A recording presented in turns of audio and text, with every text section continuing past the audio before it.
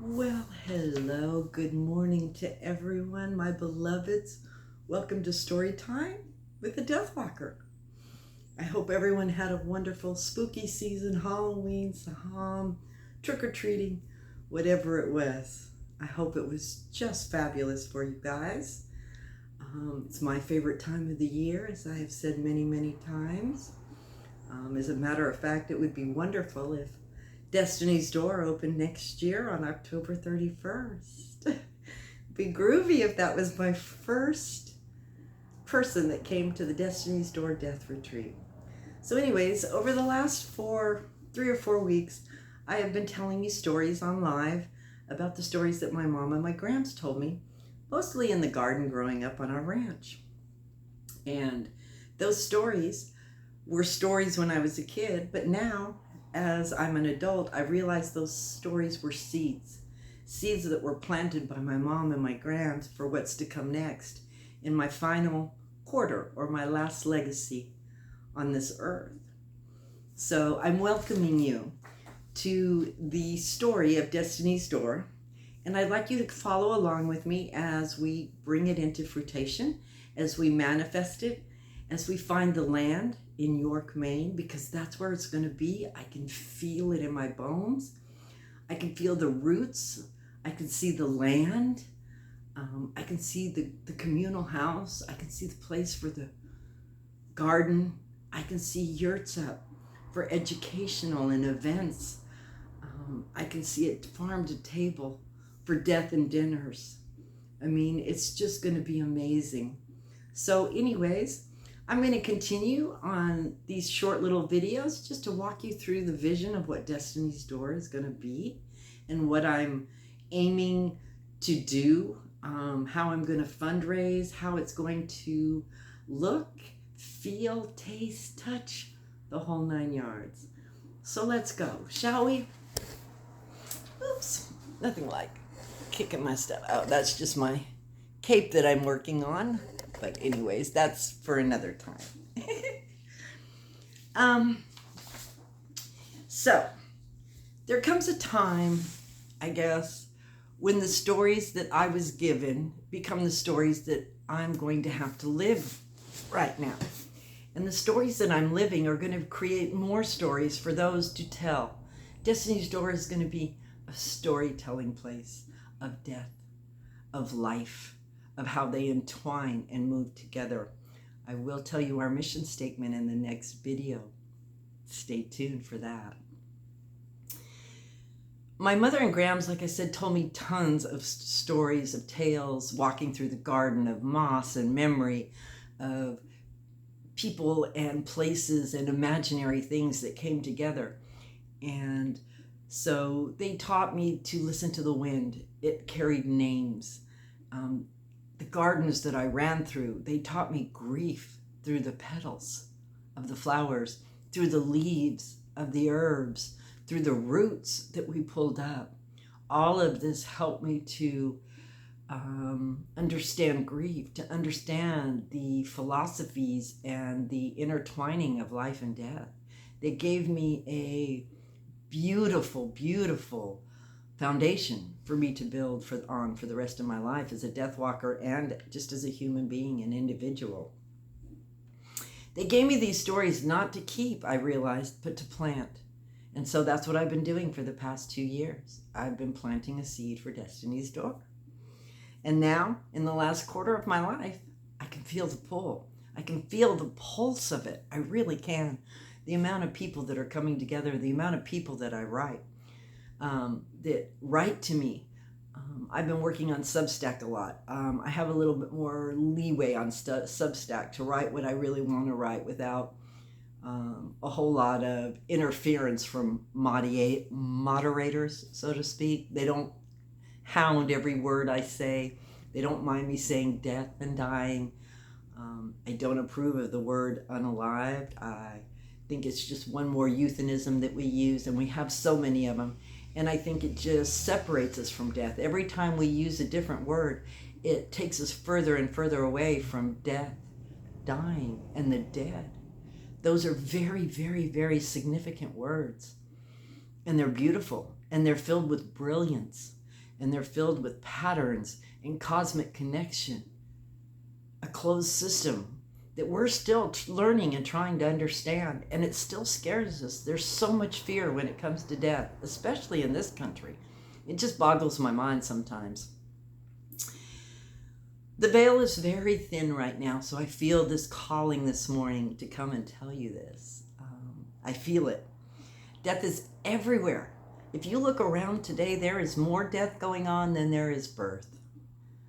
It's loud, it's quiet, it's ignored, but most of the time it's just institutionalized. I mean, you have hospice set up, you have the medical community, you have everything set up, and it has become so anesthetized, and we have forgotten the brilliance of it, truthfully. People are dying without being remembered. Let's just look at COVID. How many people died without being remembered? How many families didn't get the choice? Not even afterwards did they offer any ceremony, any ritual as a community. Nobody did. Now is the time. This is my time.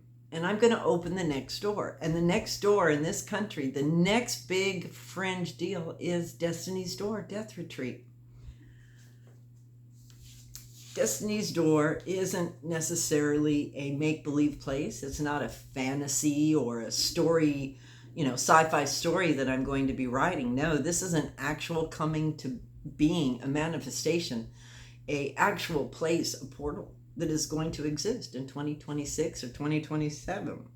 It's a living blueprint. Every day it changes. Every time I meet new people who want to come on board with it, every time I talk to someone else, it morphs, it becomes more alive. And it's all to figure out, and it's all to absolutely have in place to honor death, to educate the world, and to create more out-of-the-box concepts for death, living and dying. This is an intentional community that I'm going to be doing. I'm going to have... it's a living, breathing entity. It's not just a sorrowful place. I want to integrate the living with the dying so we can remember that it's all intertwined, that it all fits beautifully together, not only with life and death, but with nature, being connected with the four seasons, with the four elements, with the gardens, with all kinds of nature and nature-derived landscapes, fields and lakes and rivers, tall trees and forestries, beautiful sunsets and sunrises. Yes, this is it. I've seen it. I've seen it so many times. It started after COVID. It came to me in my dreams, when I'm meditating, when I do my vision quest. It also was very vivid this last time that I did a sweat lodge, and everyone around me could see it and feel it. And when it was done, we talked about it. And when we talked about it, that's how I got my articles for the nonprofit. Yeah, really. That's how it all came together. I also got 2 of my board members out of that sweat lodge. So yeah, it's very, very cool. There will be 4 earth integrated pods, each aligned with a direction and a phase of dying, not to mention that they will all be set up to what I consider a feng shui burial, which is, I'll do another whole video on that, but that plays a part too. The north will be for stillness and reflection.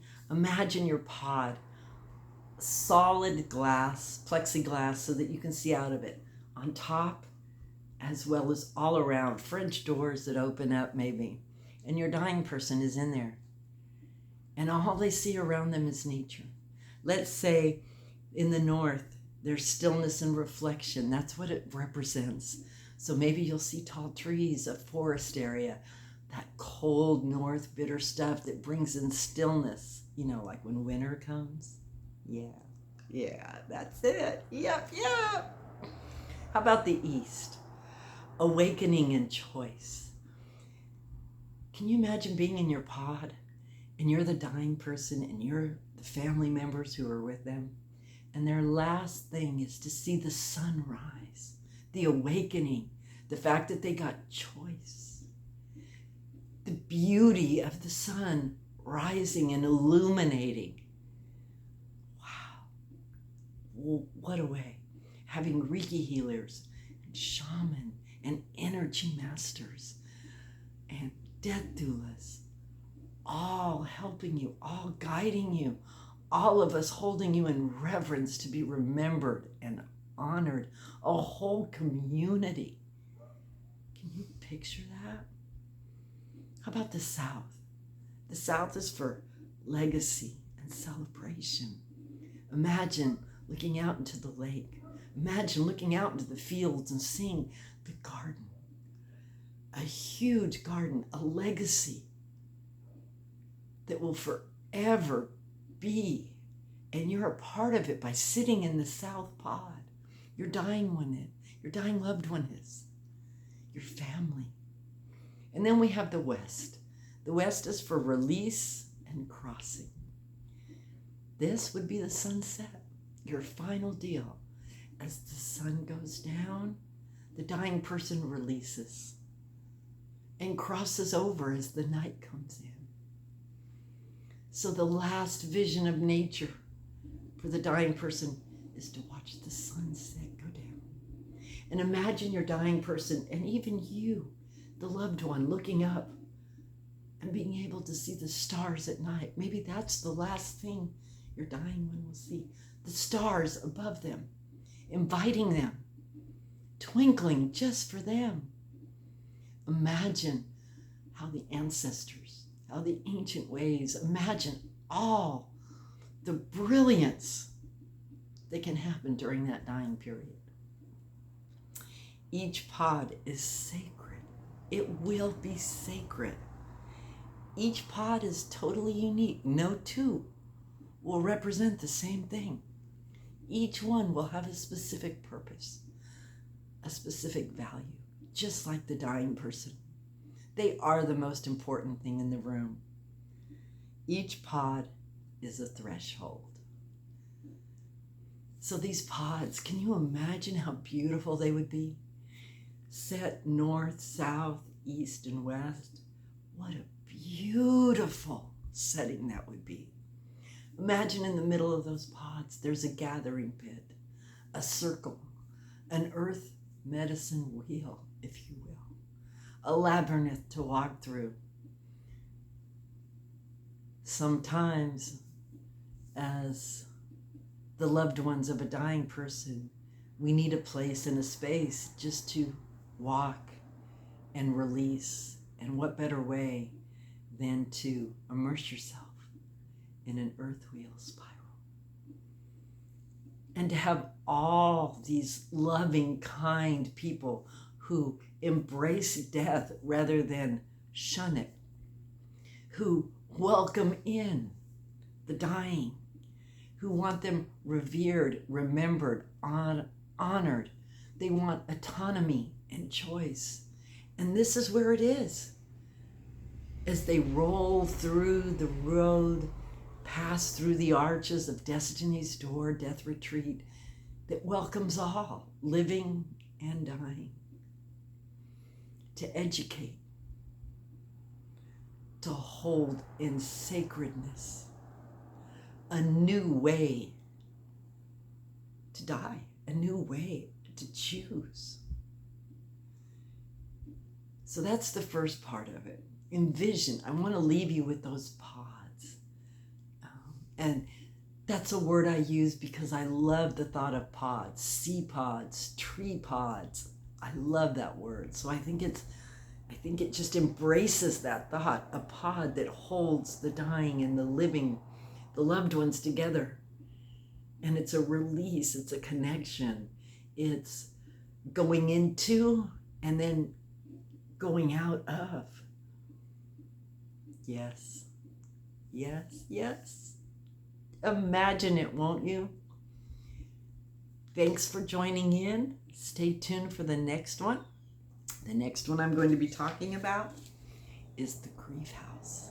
And I've got some really interesting concepts of houses and events and educational stuff that we'll be doing as well. So thank you all. Blessings to you all. It's gonna be groovy, babies. It's gonna be groovy.